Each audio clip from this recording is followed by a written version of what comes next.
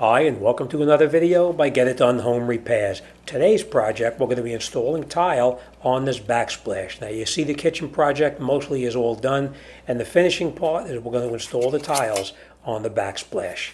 Alright, so the first thing we're going to do is we laid out our tiles on the top of the countertop in anticipation of putting the tiles in. We next took our corner bead and we put it into the corner. We have a rough cut on it, but we're going to take it outside and we're going to cut it down so it's slightly above where the cabinets end off. And we're going to use a hacksaw to cut that, and we're going to cut it extremely slow so we don't damage it. We're going to do the exact same thing on the other side. Put our corner bead in there. We're going to mark it up on top where we're going to cut it. Remember, slightly above where the cabinet ends. We're going to cut it up there, and then we'll get in here and we'll put these tiles on. Next thing we're going to do is we're going to take this cover off of the outlet itself, and we're going to remove the outlet cover. We may also remove the outlet itself to get the tiles behind it. Fairly simple. You just grab a regular screwdriver and you take it out, and the outlet below, we're just basically going to grab a Phillips head type screwdriver, and we're going to pull that out. Now these are the tools we're going to need. We have a trowel, and it's a 1/16 inch V trowel that we're going to use on these tiles. We have a screwdriver. We have our pencils to mark everything down, and of course we have our spacers to create the space where the tile is going to sit on top of the countertop, because tile cannot sit on the countertop directly on top of it. It needs to have a silicone seal between the tile and the countertop. And this was the mastic that we're going to use to put the tiles onto the wall. All right, so we laid them out. We decided how we're going to set up our first course, and now we're going to get in there. We're going to grab our level, and we'll see how we're going to get started. Okay, so now we laid out our first row of tile, how it's going to be. We put our shims underneath the bottom to give it that little space between the countertop and the tile, because as I told you, you need to have silicone down there. It cannot come directly in contact with the tile and the countertop itself. I'm using a wedge type thing, but they have multiple kinds of spacers that you can use to create the space. We decided that we're going to have our cut piece down in this one corner over here. So we took our marker, we marked exactly where we're going to make our cut. We're going to take this outside and we're going to cut this on our wet saw before we put the first course on. All right. We also took our level with the tiles when we had them in place. We put our level on top of it just to make sure that the tiles are perfectly level. And if, in your case, if it's not level, then of course you can adjust the shims underneath the bottom to make it perfectly level. All right, let's go outside and make that cut. Okay, so now we're outside and we're ready to make our first cut. We have our mark on the tile itself. We set it up into the guide so that we get a nice clean cut. We're going to close our cover down because, as you know, a wet saw, it does throw a lot of water off, so you want to make sure you have your cover down. We're going to move this tile through here very slowly. You don't want to force it too quick and crack the tile, so we're going to move it through there very slowly. Right, watch your hands and be very careful, and make sure you're wearing eye protection. I didn't show you, but I am wearing eye protection myself. All right, we'll cut it through nice and slowly so we don't chip the end of the tile.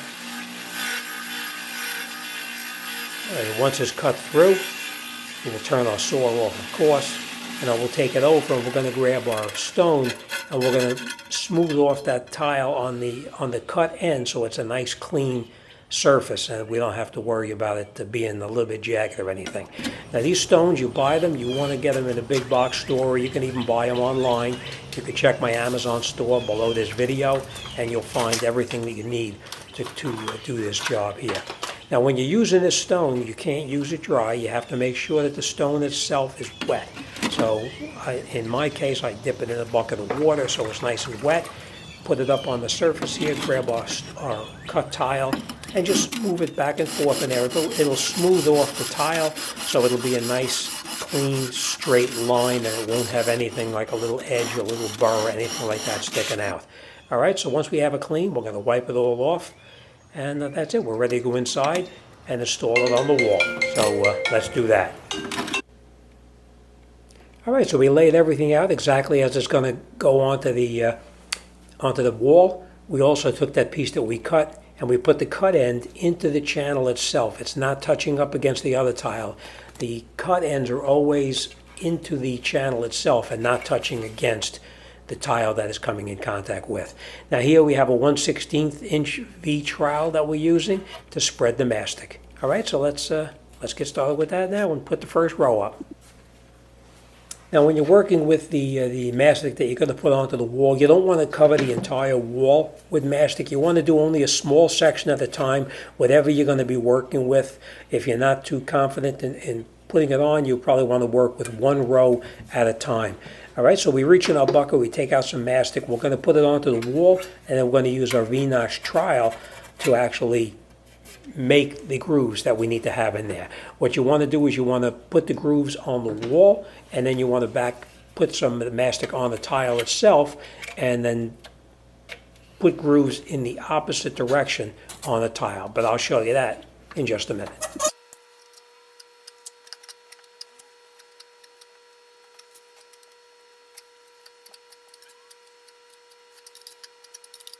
Okay, once we have the mastic on the wall, we're going to take our trowel and we're going to put our trowel grooves in there. We're going to hold it at approximately a 45-degree angle so that we can actually create the grooves into the mastic that we just applied to the wall. We're going to now go on to the installing the channel on the left side here.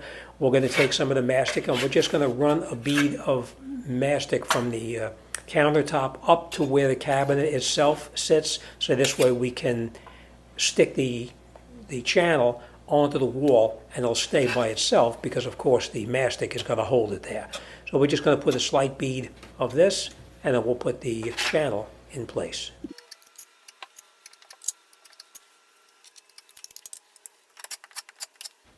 Next we grab our channel and we come up and we take it and we stick it into the mastic that we just put on there, and you just basically just push it on there and stick it into the adhesive and it will hold and dry by itself. I usually take a small spackling tool and clean away any excess that sticks out through the side of it just so it doesn't dry and interfere with the work that I'm going to do in a short time. Now once that corner is in place, it's time to take our tiles and to put some adhesive on the back of the tile itself. Now when you put the adhesive on, if you have the grooves on the wall going in one direction, you want to have the grooves on the tile go in the opposite direction, so that way the adhesive on the wall and the adhesive on the back of the tile touch each other and it creates a nice even bond throughout the entire back of the tiling itself, and not just an air pocket someplace underneath there that's not going to hold properly. All right, so we put the adhesive on, we grab our 1/16 inch trowel, we hold it at approximately a 45-degree angle, and we take off any of the excess that's on the back like this. Nice and easy. It cleans it right off. And now when you take the tile and you put it on the wall, you put it on, of course, stick it on there. You have your spacers below. And as you put the tile on the wall, you move it in a circular type motion so that way the two lines that you put on there with the adhesive, that they actually smooth out and it creates a nice flat surface that the tile is then evenly stuck to the wall itself. All right, and that's what we do. We just move it around and that tile will be stuck. So now after we have that first tile on there, we're going to clean off the mastic or the adhesive that's on the wall itself. We're going to clean that all off, and then we're going to continue on that first row along the bottom into that one corner. This way the mastic doesn't dry while you're working on that first row. As you can see, our spaces are underneath there, created that nice even line from the tile to the countertop itself. Now we're going to continue to spread the mastic on the wall itself. We'll create the lines. Remember, we're going up or down, and then on the tile itself, we're going left to right. All right, so let's do that. Let's get that row in there and get the next one set.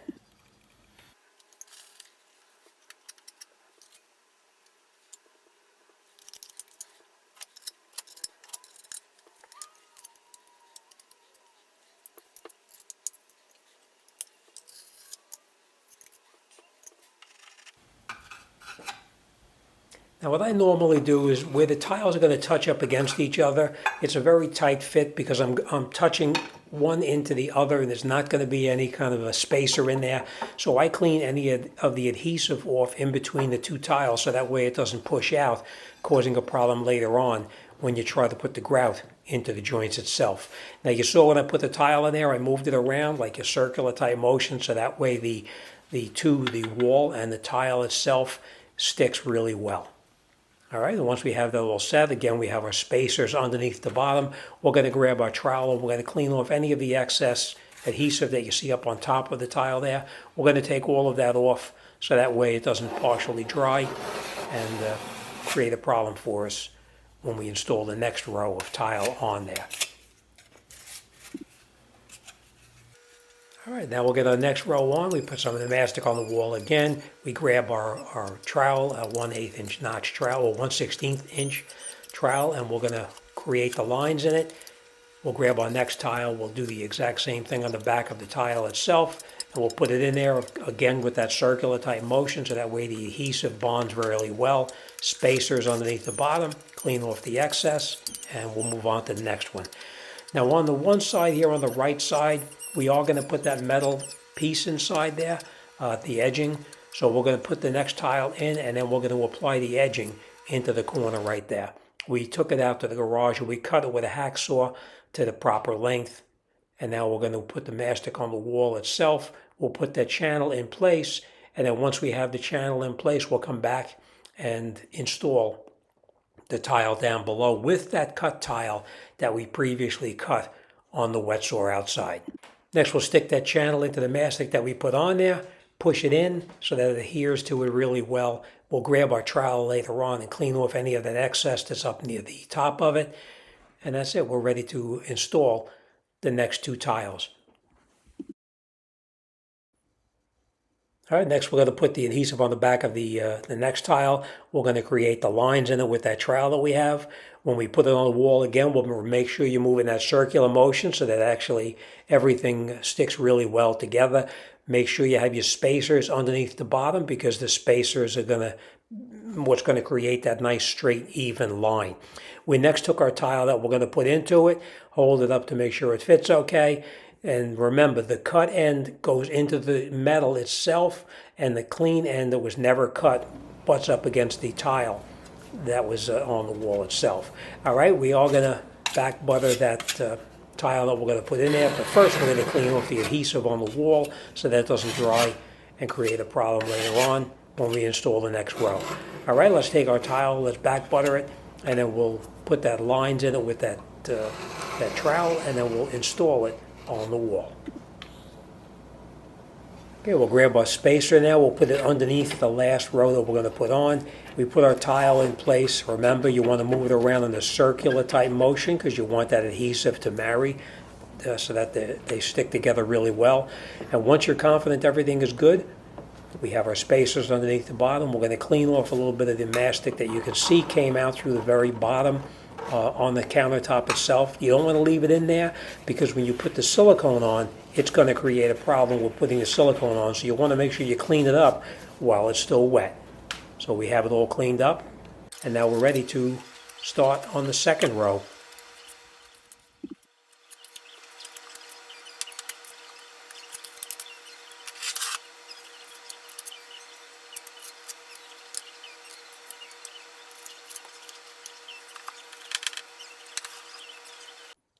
Now, in anticipation of putting in our next tiles, we're going to need to remove that outlet because we want to have the tile go underneath the outlet itself. So we're not going to remove the outlet. We're just going to take the screws out, take the outlet, pull it out just a little bit so we can get behind it with the rows of tiles that we're going to install. If you're not comfortable working with this, power being on, you'll want to shut the circuit breaker off. In this case, I'm going to work with it live because I'm not really taking it totally out. It's just going to be pulled out partially. All right, so we'll take this out, then we'll grab our tiles. We'll mark exactly as we're going to cut them, take them outside to the wet saw, and then we'll cut the opening out to fit around that outlet itself. All right, so you can see we cut it out here. Now we're going to cut out the other side just to accommodate the next tile that's going to go into it. All right, we'll grab our next tile, hold it up there to where it's going to be. We'll grab our marker and we'll mark exactly where we need to make our cut. It's a very small cut, but we're going to cut out here and to go around the outlet box itself. Then we'll take it outside and we'll make that cut, and then we'll come in and put it back together. That's just how we're going to do it. Just cut that slight corner off right there.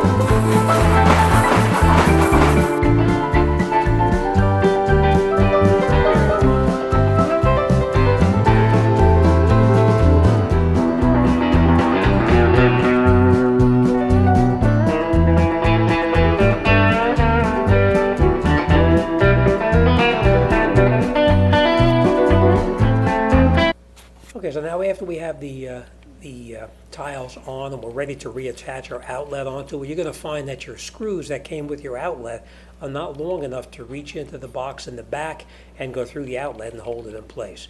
So what you do is you go to your big box store and you pick up a set of screws like this. They're actually 632. These are 2-inch, which is a little bit longer than I needed. I only needed 1.5 inches, but they didn't have it. So we're going to have to cut it down to the size that we need. Now on your pliers that you actually use to strip wires, there's a space on there where you can screw in the 632 and cut the bolt to the screw to the length that you need. So we're going to cut down probably about a 1/2 inch off of it, and then we'll install the outlet back onto the wall itself. But we're not going to tighten it on tight because the adhesive is still wet behind this. We're just going to catch it on there loosely, and then tomorrow we'll come back once the adhesive is dry, and then we'll screw the screw all the way on to make it nice and tight. But this is what the finished product is going to look like. The next thing we have to do tomorrow is to come back and screw the outlet on, as I said, and then put our grout in the joints itself. All right, our spacers are underneath there. We can leave them in there, and then we can pull them out tomorrow right before we're ready to grout anything on here, because the adhesive will be dry at that point. All right, so we'll be back tomorrow and we'll finish this off. All right, as always, thanks for watching, and I'll see you on the next one.